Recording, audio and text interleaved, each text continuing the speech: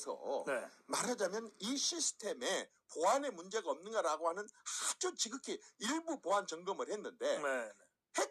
해킹을 당할 수 있는 개연성이 굉장히 많다라고 하는 결론을 내렸습니다. 그렇다고 한다면 그게 바로 개표 부정 또는 투표 부정에 관여가 될 수 있다는 것으로 누구든지 추측이 가능하고 그렇죠. 대통령께서도 여러 가지 정황을 봐갖고 그 문제를 제기를 하신 겁니다. 그럼 우리가 한번 생각을 해보십시다. 대통령의 권한이 어디서 나왔습니까? 선거로 나왔습니다. 국회의원들이 대통령을 탄핵을 합니다. 그 권한이 어디서 나왔습니까? 선거를 통해서 나왔습니다. 울산 선거 시장 어떻게 됐습니까? 선거로 됐습니다. 그런데 만약에 그 선거가 정말 만약입니다. 아니다고 지금 자신 있게 얘기할 수 있는 사람 있습니까? 아니라고 얘기한다 그런다면 그러면 선관위 문을 열고 있는 대로 다 자료를 내서 시스템을 벌려가지고 조사를 할 수 있게 해줘야죠. 그렇죠. 이걸 못한다고 한다 그런다면 그 사람들도 긴가민가한 겁니다.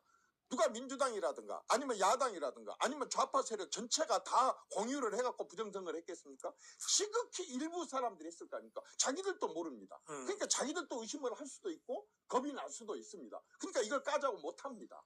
그런데 만일의 경우에 자유민주주의 국가에서 선거에 부정이 있고 개표에 부정이 있어갖고 선거가 왜곡된다. 그러면 그런 대통령, 그렇게 당선된 대통령을 어떻게 신뢰하며 그렇게 당선된 국회의원들이 만든 법을 어떻게 따르며 또 그 사람들이 만든 그런 법에 의한 처벌을 누가 승복하고 받겠습니까?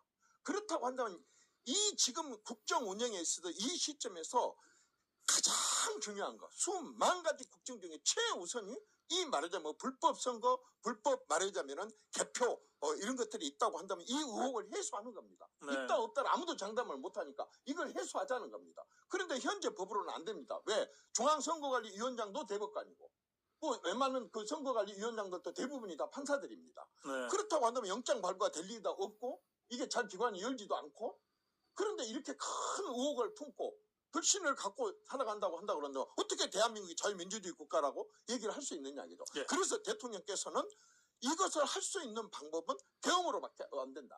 그래서 계엄을 통해서 그 서버를 확보를 하려고 했었다고 생각이 들고 예.